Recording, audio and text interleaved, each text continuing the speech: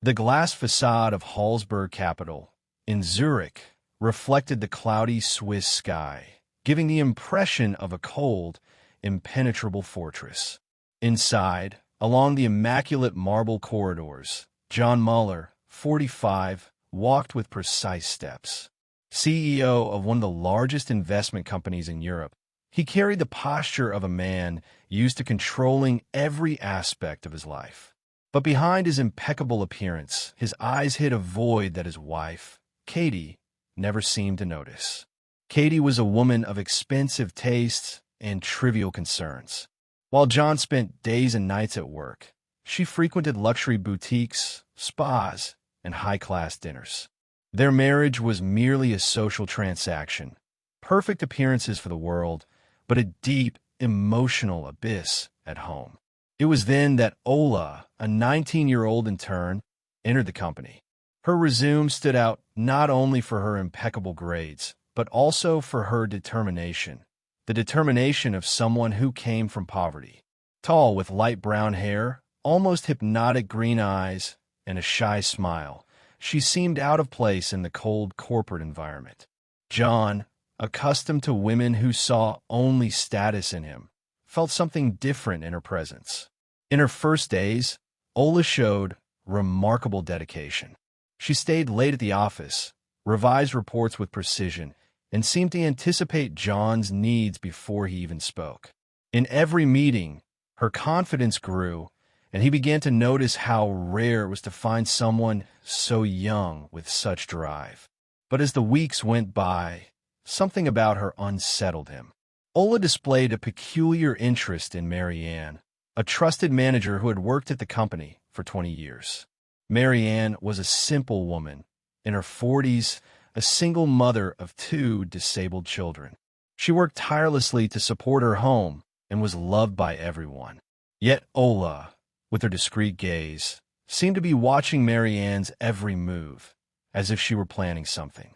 One Friday night, when everyone else had already left, John approached the meeting room and found Ola sitting at the table, staring at a report with a strange smile. Half jokingly, he asked, "Working this late? Seems like you're after my job, Ola." She looked up at him with piercing eyes and replied, "Maybe not your job, Mr. Müller, but perhaps someone else's who doesn't deserve to be here."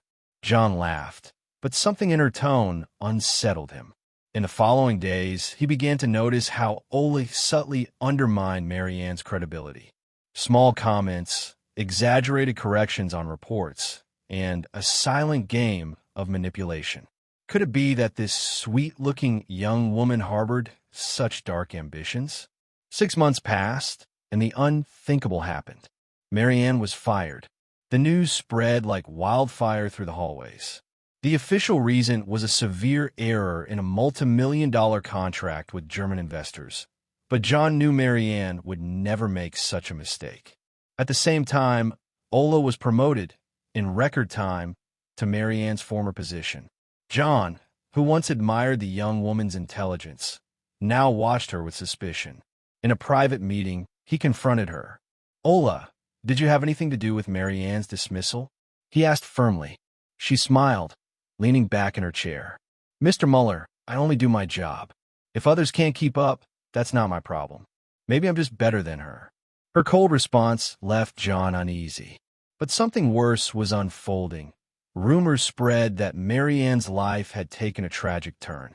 With 2 disabled children and no income, she was sinking into despair. One night, John received an unexpected phone call. It was Marianne. "John, you know I did nothing wrong. I was set up, and I know who's behind it." Her voice trembled. "That girl, Ola, she destroyed me, and I have proof that you're involved." John was stunned. He had never directly handled the dismissal, but he couldn't deny that Ola had earned his trust. Marianne hung up before he could respond. From that day forward, John began investigating Ola. He dug through files, emails, and reports, but found nothing. Still, he felt manipulated. Every smile of hers now looked like a mask. 3 months after her dismissal, Marianne sued Hallsberg Capital for wrongful termination and moral harassment. The case gained traction in the Swiss media, and John was summoned to testify. The former manager appeared with her lawyer and, to everyone's surprise, brought a witness, her former assistant, Sophie. Sophie claimed that Ola and John were romantically involved, and that Marianne had been pressured to leave because she knew too much. John was furious, but couldn't deny that his closeness with Ola had fueled rumors.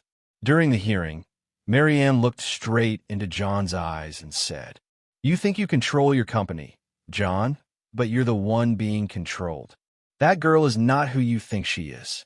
John tried to talk to Ola after the hearing, but she just smiled, as if everything was part of a much bigger plan. "Don't worry, Mr. Müller. I know how to protect those I love." There was something in the way she said protect that sounded like a veiled threat. The court's investigations revealed something shocking. Ola was not just any intern. Upon reviewing personal records, they discovered her real last name was Keller, the same as Katie, John's wife. She was, in fact, Katie's daughter from a previous relationship, something John had never known. The truth exploded in John's mind like a bomb.